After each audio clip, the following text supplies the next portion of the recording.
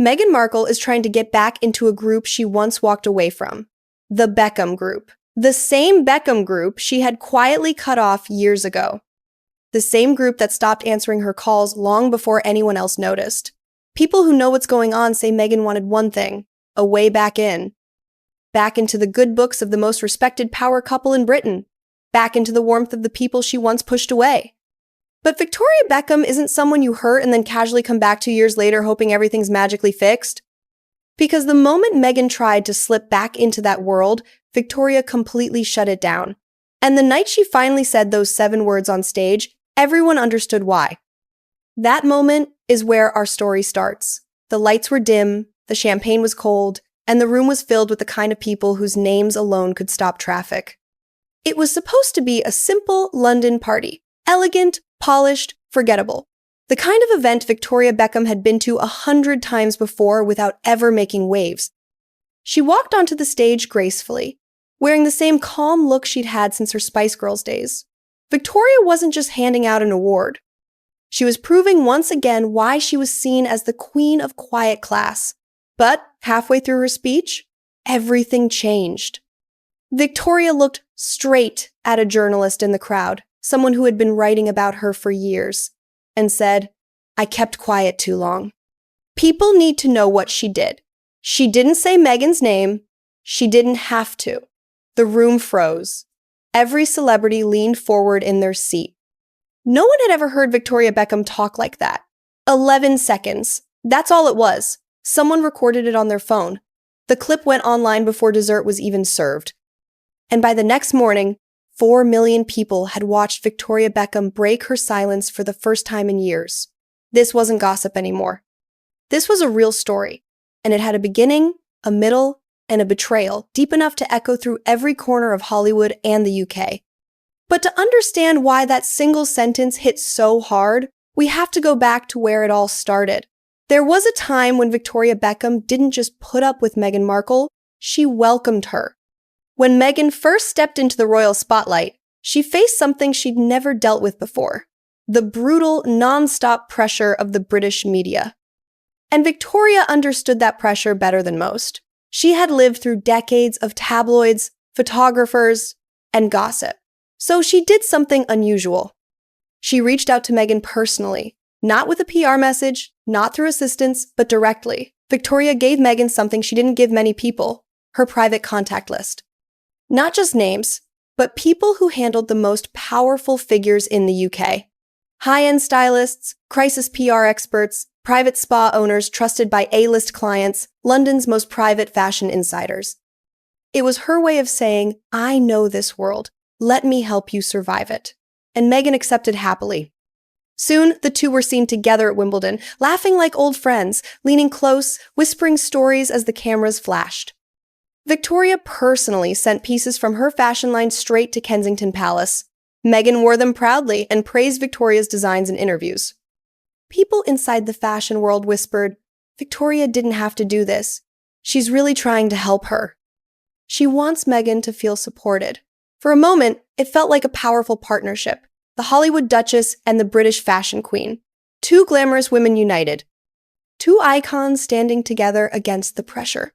But as beautiful as it all looked on the outside, something inside that friendship was already starting to crack. By late 2019, the atmosphere around Meghan shifted. She wasn't smiling as much, she wasn't trusting as easily, and according to people close to her, she felt something was wrong. Someone she trusted was leaking private details to the press. Not silly details, not public events, but personal things. Things only her inner circle knew, and that's when the rumors started. The name repeated quietly behind closed doors was Victoria Beckham. Most people thought the idea was ridiculous. Victoria had spent decades protecting her own privacy.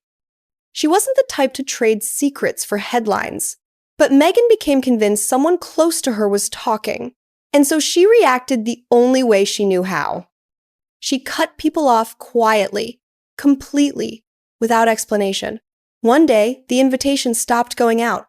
One day, the messages stopped being answered. One day, the friendly Wimbledon laughter was just a memory, and Victoria Beckham, the woman who had opened her world to Meghan, was suddenly shut out. No confrontation, no phone call, nothing. By the time Meghan and Harry stepped back from royal duties, the friendship was gone. The Beckhams were no longer invited, no longer included, no longer part of the circle they once helped Meghan navigate. It was silence. Cold, heavy, unbreakable silence. And if that silence had stayed untouched, maybe the world would never have learned the truth. But silence always has its limits. After Meghan quietly cut Victoria out, the two women went on with their lives. But the distance stayed. It sat between them like a wall neither wanted to climb. Victoria kept her head down, focusing on her fashion empire. Meghan moved to California, building a new life with cameras, deals, interviews, and the shine of Hollywood lights. And while the world talked about them separately, no one realized how deep the quiet break between them really was. Tabloids guessed, fans argued, social media made theories, but neither woman said a word. Not a sentence, not a hint, not a whisper. For years, the truth sat under the surface, not dead, just waiting. Because some stories don't end with silence. Some stories grow inside it, and Victoria's had been growing for a long time. But the moment that pushed everything over the edge was something no one saw coming. Victoria Beckham has always been more than a fashion icon. She's a woman who works quietly behind the scenes, especially when it comes to children's health and charity. So when she began planning a children's hospital fundraiser, she poured months of energy into it. Designs, sponsorships, decorations, early payments. Victoria was deeply involved. This wasn't a business project. It was something she cared about, and Meghan Markle was supposed to co-host. Having a duchess on the poster meant millions in donations. It meant attention. It meant children getting the help they needed. Everyone expected it to be a perfect match. But then something happened. An email showed up. An email supposedly sent from one of Meghan's assistants. It said, "Per Duchess's request, please consider alternative fashion sponsorship." Concerns have been raised about brand alignment and external press narratives. In simpler words, Meghan didn't want Victoria's name on the event. And just like that, Victoria's name disappeared from the fundraiser posters. No warning, no thank you, no explanation. Victoria had spent months working on this event. She had donated her designs, spent her own money, and supported it without asking for anything in return. But suddenly, she was told she didn't fit the brand. The morning after Victoria's unexpected speech shook the entire world, the Beckhams made their next move. But it wasn't loud. It wasn't dramatic. It was simple. Exactly Victoria's style. David Beckham posted a photo on his Instagram. Just one picture. Him, Victoria, their daughter. A normal family moment. But the caption was the part that made the world stop scrolling. Truth always comes out in the end. 7 words, nothing more. He didn't mention Meghan. He didn't throw shade. He didn't tag anyone, but he didn't have to. Everybody understood exactly what he meant, and what happened next showed whose side the industry believed. More celebrities quietly liked the post. Others watched silently, knowing something big was shifting. For the first time, it wasn't Victoria versus Meghan. It was the Beckham family standing together, calm, united, and saying just enough for the world to understand. The silence that once protected everyone was gone. And something new was taking its place. Momentum. The world was starting to lean toward Victoria. Meghan's team could feel it. Hollywood insiders could feel it. Even Meghan's own supporters could feel it. Because when the Beckhams make a move, the world pays attention. And this move was only the beginning. When Victoria Beckham spoke at that gala, people expected Meghan Markle to respond. Maybe an interview, maybe a post, maybe even a quiet statement from her. Team.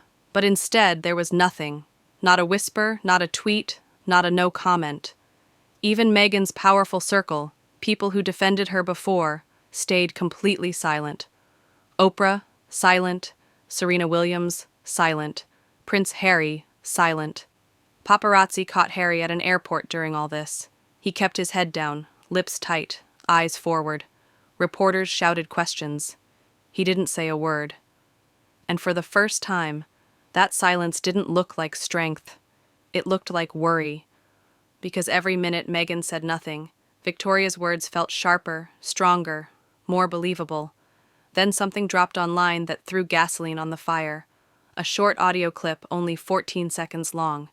In it, a woman's voice, calm but cutting, said, "She's lucky I don't say what I know about her."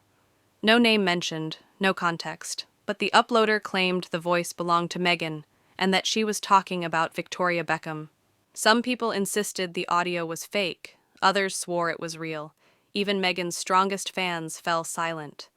One big fan account deleted their pinned tweet defending Meghan and replaced it with one sentence: "If that audio is real, I don't know what to say anymore."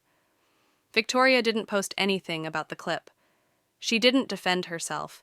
She didn't attack Meghan, but someone close to her spoke to reporters and said 5 words that cracked the entire story open. She was disappointed, but not surprised. Those words hit like lightning. They didn't accuse Meghan directly, but they told the world Victoria already knew what Meghan was capable of, because now this wasn't just a friendship gone wrong. This was a quiet war with real stakes.